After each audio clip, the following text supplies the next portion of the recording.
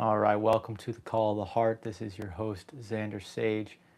In tonight's episode, we're going to dive into money, into the root of all evil, as they say, and what's oftentimes pushing us to act in ways that are not in alignment with Spirit, that are not in alignment with God, and that are actually warned about in the book of Revelations right towards the very end. It's a very important topic in today's world. We all need it. We all work hard for it. And we all use it day in and day out in everything we do, virtually. And because of the way the world is structured, the way our society is structured, it's absolutely necessary to bring our focus and our attention to money. But what the book of Revelation has warned us about here is that it is possible to bring too much attention to that, too much focus to that, to the point where it becomes like a god to us, where it becomes something that rules our lives and directs our thinking and our action. And that's really what the calling is to pay attention to, is our thinking and our action.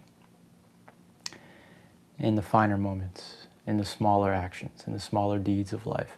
And notice what our motivations are behind those and what the motivations are behind our thoughts. Because if we think about what it means to worship God, if we think about what it means to put God first, when I think about that, to me it's really about directing our thoughts towards presence. In any given moment, noticing whether or not we're truly present with the here and now and available to divine inspiration, available to life, available to the felt sense of existence. And in the time periods of my life where I haven't been working intensely in a job, and I've taken more time for stillness, more time for meditation, more time for yoga, I've been able to bring my thoughts to that presence by constantly drawing the mind back to stillness. And it's in that presence that I'm able to feel the felt sense of a connection with God. Yet, if we're thinking about solving problems, if we're thinking about ways to advance our stance in a material way so that we can have a new home or a better car or better opportunities for our family, although all these things might be, good in some respect, they might bring us joy, they might be worthwhile pursuits. If we're thinking about them continuously, though it might make their manifestation more likely, it fundamentally and inherently means that our thoughts are taken away from Spirit, that our thoughts are taken away from presence. And we're trying to force our will above that of God. Because if God's will for us truly was to have certain things, then it would be done. It would manifest and materialize, and it will in its own timing. But if we're constantly thinking of those things, that means our thoughts are not with presence itself. And right from the very beginning, in the initial law that God shares with Moses, one of the main themes of that is to put the love of God first, and that's what Jesus reiterates as well. And in yogic and meditation philosophy, we see the same thing. We see the constant reminder to disregard all thoughts and bring our thoughts back to the I am, back to the felt sense of presence. As soon as the thought arises, cast it out, come back to presence. Another thought arises, cast it away, come back to presence, even if it seems important, even if it seems like a problem that needs to be solved, come back to presence, that felt sense of God. Now, of course, there's times in our lives where we have things we need to do, we have activities to complete, we have things that need to be thought about, that need to be figured out. Say we're at work, there's a mental problem to be solved, or if we're around the house getting things done, whatever it is, there are definitely times where we need to use the mental faculties and think about things. But what I urge you to think about, and what I've been reflecting upon lately, is how much of my mental thinking is running in the background directed at things that are not God, that are not presence. Could be what my plan's going to be in a couple of weeks, or what sort of dreams and aspirations I have, or what I want to create in the world. Any of these things, although they might be good in nature, they are fundamentally taking us away from the felt sense of presence with God. And it's using an analytical, reasoning mind that blocks the flow of divine inspiration from coming in.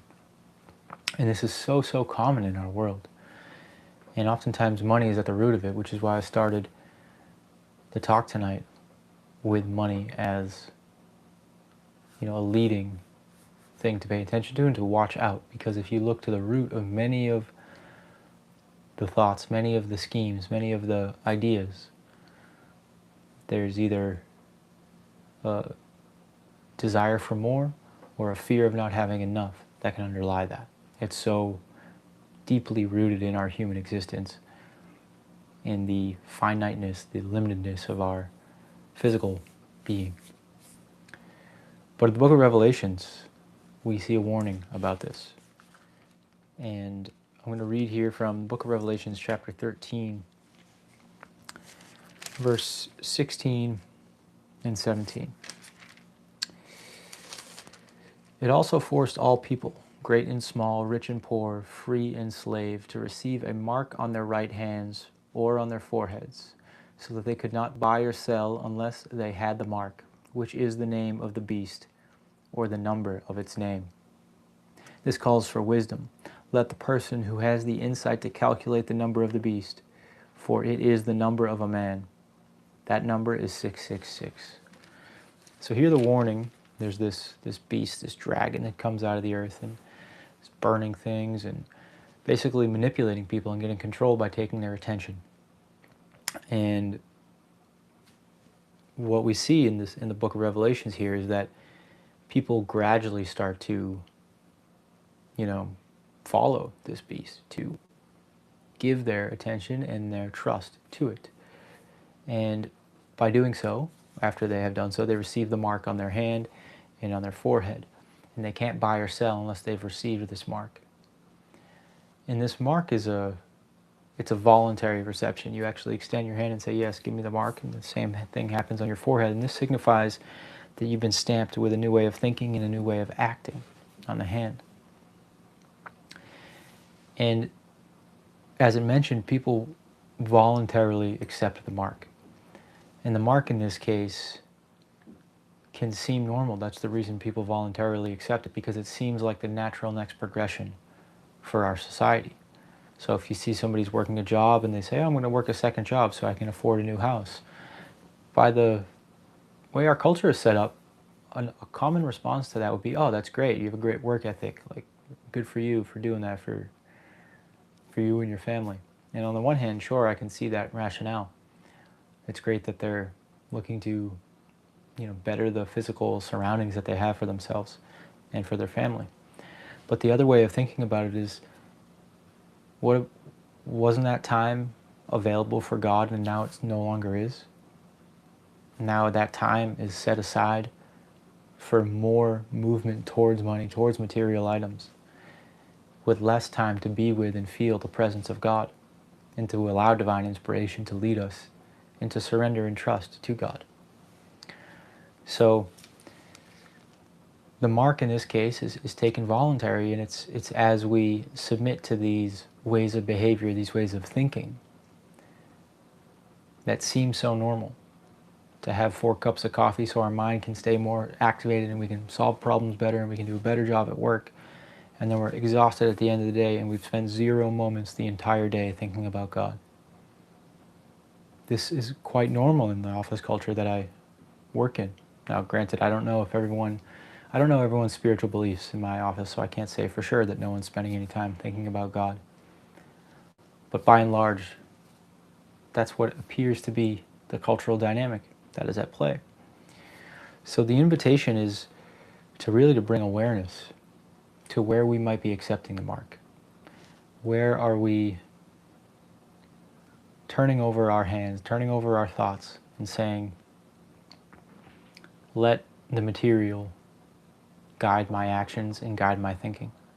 let the material influence my being more than presence, more than God, more than the divine will.